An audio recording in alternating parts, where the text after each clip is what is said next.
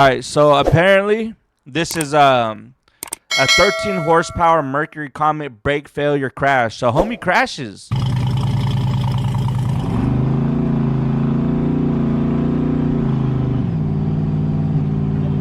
Dang. Nah, that's scary. Where's he going? Where's he going? Oh. Shit. Damn. Oh.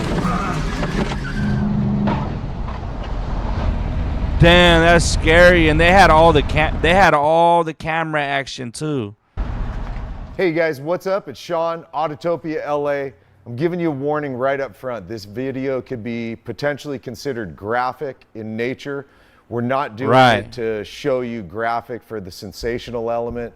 I want to use this opportunity, what happened last December, to, while we entertain you, to also educate you a bit, because there was a lot of learning cues on this video. For any of you that follow the channel, you know I was involved in an accident during a shoot a while back. December 17th is the exact date, and I'll never forget that date because it was an impactful day. Like any other day, we went down to our buddy Dean's SoCal Classic Car Storage to shoot a video. It was our first time seeing this car or meeting the owner, Russ. And when he showed up, it was a knockout car. 64 Mercury Comet, beautiful metal work on this car. Hundreds of thousands of dollars spent building a 1,300 horsepower blown, gorgeous Mercury Comet. That's People always tough. Say, so what did this cost you? I said 23 years, 208,000, and 2 wives. So I built the car. Cost him 2 wives? He said this car cost him 2 wives, bro. I built the car on my own out of my garage, basically. This is a 632 Merlin big block Chevy with a 1471 BDS blower on it. You're not going to the drag strip with this thing. No, it's too much grief has been put into this to make this happen, to put it into a wall or do something stupid. So in the 23-year process, something that didn't stand out to me at the time of the interview is he said he had done his brakes about 17 years ago on this car. Now the car hasn't been driven much, but brake technology has changed dramatically over the last 17 years. You know, I've got a couple things on my wish list. Probably should put bigger brakes on it at the time. You know, you got to remember 23 years ago, no one had, 700 horsepower Hellcats and, 1,000 horsepower to the rear wheels was what, So we get all our beauty shots, we get all the B-roll, and we do our interview. Now it's time to go for our drive, where we're just doing casual rolling shots. Our roller shots are typically speed limit or close to it, nothing radical on our rollers. And so we get in a car that has harnesses, and I put on my lap belt, as does Russ. We're just doing casual driving, no big deal. Lap belt's just fine. Is it okay to put the, should I just leave the harnesses and sit against them? Yeah, that's what I do. I just spread them apart. I highly recommend beautiful inside the car. You guys put on your harnesses. If you don't have harnesses, I highly recommend putting them on. Here we go, down the road, right? Time to get some nice, beautiful rolling shots of this gorgeous Mercury Comet. We pull up to our first stoplight, which is, I don't even know if it's a mile away from where we've left from. As soon as we pull up to the light, I remember Russ throwing the car, automatic transmission, throwing it into neutral, and tapping the accelerator. And he tells me the accelerator's sticking at a give or take at about 2,200 RPMs. Is that not usually where it's in?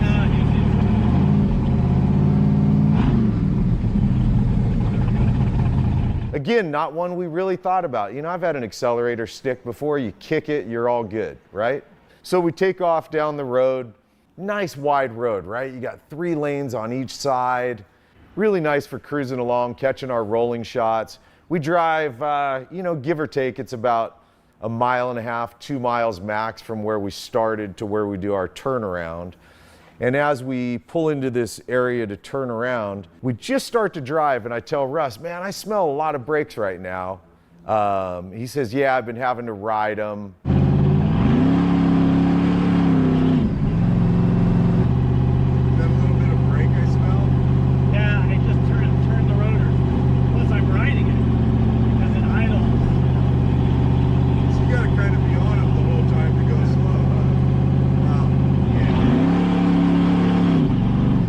again, you know, this is one of those times, you guys, and I'm trying to build it to the point. Ultimately, what I want to do while we entertain you here is I want to educate you, because we've all been in a lot of these scenarios before and nothing happened, you know, like what happened on this day.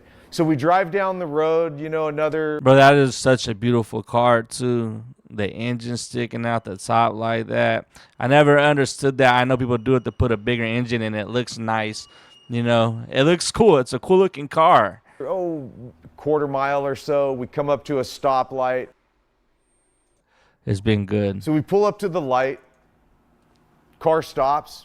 You know, just like Russ said, he's fine. He's got brakes. Yeah, we smell brakes, but we're fine. It surges a little bit because that accelerator's sticking. And then, this is what happens.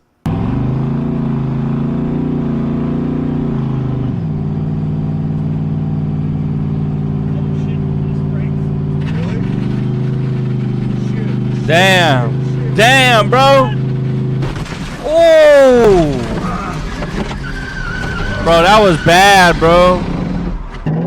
That was bad. Hold on. Ooh. God damn. Look it. Hold on. Poor family, bro. Hey. Man, bro, hopefully everyone's okay in that van and the dude's in the car, but that is freaking crazy. Your brakes going out. Good Lord, man. Like, look, that's some crazy, like, bad luck. Oh, fuck. There's nowhere to go. Fuck.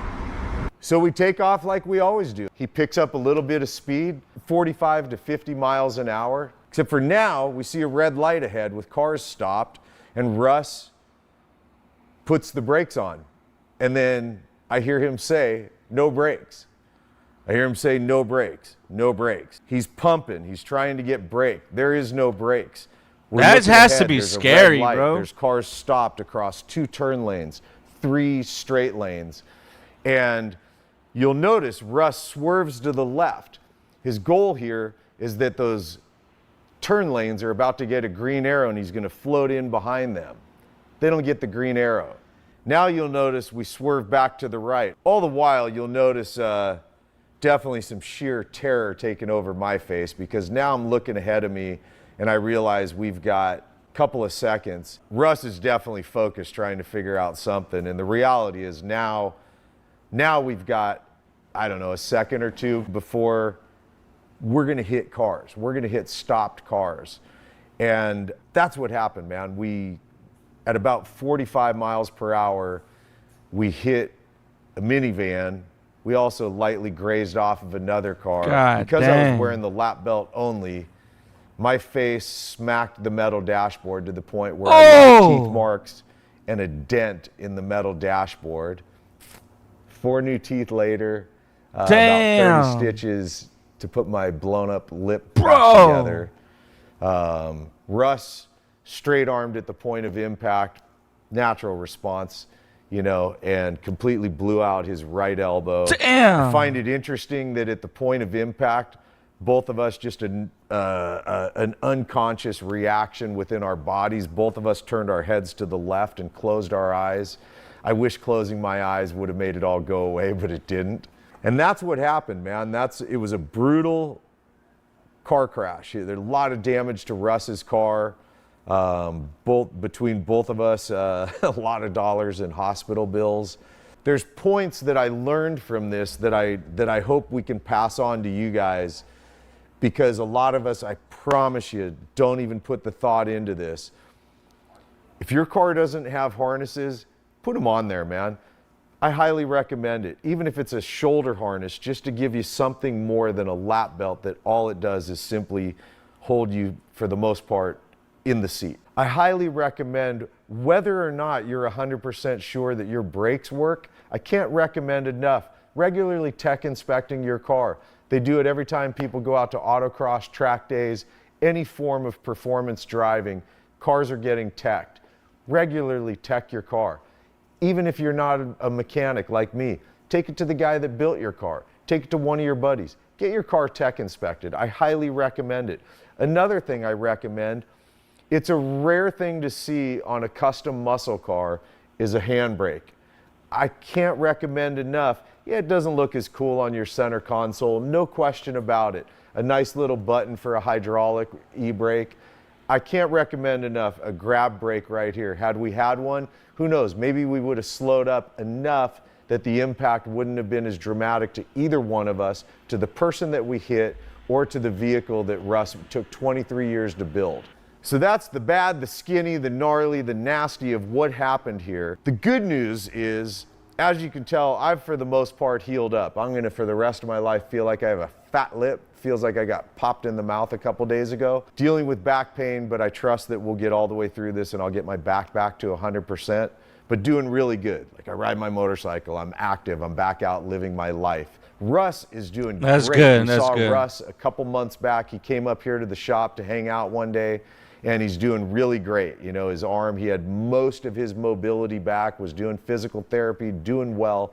So gratefully, both of us are going to get about as close as you can get to a full recovery from this. The car, at some point, Russ is going to revisit it. Right now, it's just, you know, it's all too close. He's got a lot of things going on in his personal life, so the car's been put on hold for now. But at some point, he's gonna rebuild that car, get it back on the road, and I look forward to, believe me, when it's ready to go, I will get in the car with Russ again. We will put our harnesses on. I know his brakes are gonna be great, and we're gonna have a super fun shoot with him, and we're gonna get to show you just what an extraordinary car this 64 Mercury Comet really is. We had to put together compilation videos because we couldn't shoot. We had to take. Yeah, man, that was a bad crash, bro. That was a many crash. Like, that's horrible. Especially as a grown fella, you getting older, man. Like, being out there like that and crashing like that, bro. Like, like your back is gonna be hurting. Like how he said, his back was messed up, bro. Like, as you get older, your back gets like less and less stronger. Like, it feels like your back is starting to get like old. You get what I'm saying? But I'm glad dude's okay. They made some money back from this video, you know, from the lost in hospital bills, because it is a good story and a good lesson learned for people to learn from. Okay, a 1,000 horsepower, almost 20-year-old brakes. What a great example of a bad build and bad builder. Someone said that in the comments. That's messed up, but hey, that's how they feel, man. You need to have big balls to post such video when you made a mistake. To give others, please check your car. It's common sense to do the brakes and on your car. Never mind one with 13. Yeah, now that car is also it was a freaking demon, a beast, 1,300 horsepowers. Like, what? God damn, that's a lot of HP in there, huh? It's a lot of HP. But hey, they're safe, and I'm glad for that. All right. Thank you for watching. I'm gonna tag the original creators down below. Okay, in the description. You guys, please like the video. Please comment. Please subscribe. All right. Appreciate y'all. And if you guys ever want to come watch these live, just come to the Twitch. All right. Come to the Twitch. Is that what you call it? The Twitch? Come to the Twitch app. Carlos Cordova XO. Come pull up over here. You might have fun, you know, hanging out with us. Like, just like this. I'm right here. You can talk to me. You get what I'm saying? All right. Thank you. Goodbye. Take care of yourselves. Yeah.